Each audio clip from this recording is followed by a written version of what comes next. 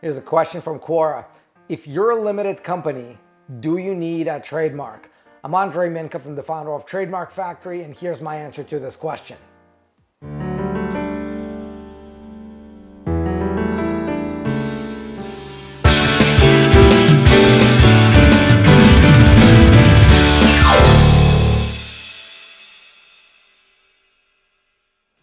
It doesn't really matter what form your company is, whether it's a limited company, whether it's an S Corp, C Corp, Canadian corporation, a partnership, whatever it is.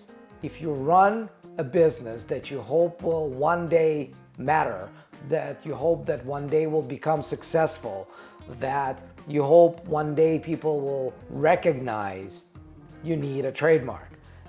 If you are running a company, but it's really a time-consuming hobby for you, then maybe you don't need a trademark. Really, it doesn't matter, once again, what form your business is. Maybe you're a sole proprietor.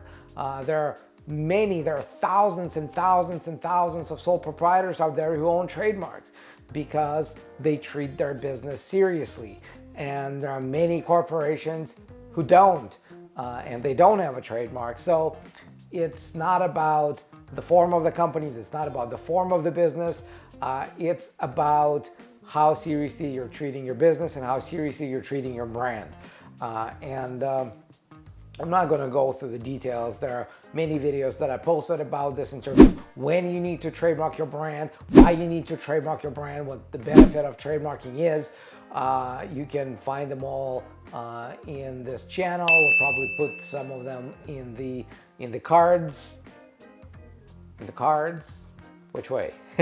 In the cards somewhere. You can watch those videos.